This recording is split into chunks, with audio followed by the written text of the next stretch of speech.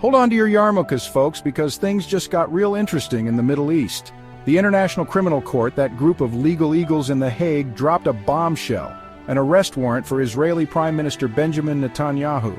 That's right, Bibi might be packing his bags for a little international vacation, and not the fun kind. Think less Tel Aviv beach party, more answering for alleged war crimes. Now, this isn't just your average parking ticket. This is the ICC, the big leagues of international justice, going after a sitting head of state. It's like trying to get a reservation at Dorsha. In other words, not easy. But the ICC says Bibi's been a very naughty boy, accusing him of some pretty serious stuff. What exactly did he do? Well, we're talking about allegations of war crimes and crimes against humanity, no less. Think illegal settlements, disproportionate use of force, and a whole host of other things that make diplomats sweat. The ICC says it's got the goods on Bibi and they're ready to put him on trial. This is huge, folks. It's a real slap in the face to Israel, a country that prides itself on its military prowess and international standing. And it has set the stage for a diplomatic showdown the likes of which we haven't seen in a long time. Okay, before we go any further, let's get one thing straight. What the heck is the ICC and why should anyone care? In a nutshell, the ICC is like the world's hall monitor, except instead of handing out detentions, it investigates and prosecutes individuals for genocide, crimes against humanity, war crimes, and crimes of aggression. Think of it as the UN's legal pit bull, except with less drool and more international treaties. Now here's the catch. Not everyone is a fan of the ICC. Some countries like the US, Russia, and you guessed it, Israel, haven't signed on to the court's jurisdiction.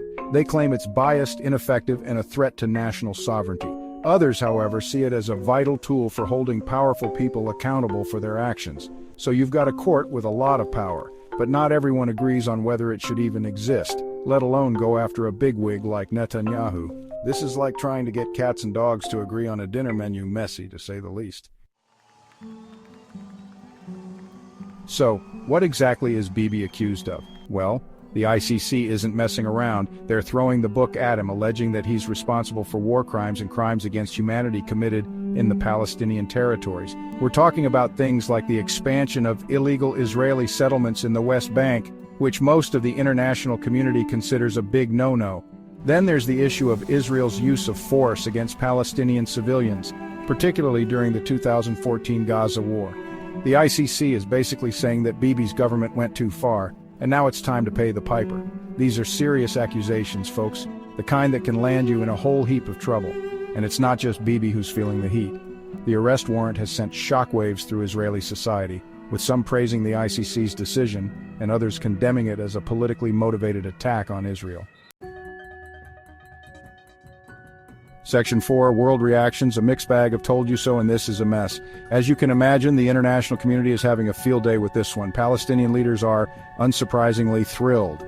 They've been calling for Netanyahu to face justice for years, and now they feel like they're finally being heard. The US, on the other hand, is less than pleased. They've always had Israel's back, and they're not about to start throwing their ally under the bus now. Meanwhile, human rights groups are cautiously optimistic. They see the arrest warrant as a step in the right direction, but they also know that the road to justice is long and winding. It's a real mixed bag of reactions, folks, and it's only going to get more complicated from here. This is like trying to herd cats, except the cats are all world leaders with nukes. Section 5. What next? Is Netanyahu headed for The Hague? So the big question now is, what happens next? Will Bibi actually be arrested and extradited to The Hague? Will he be forced to step down as prime minister? Will this spark a new wave of violence in the Middle East? Honestly, folks, nobody knows. This is uncharted territory and the stakes couldn't be higher. One thing's for sure, this is far from over.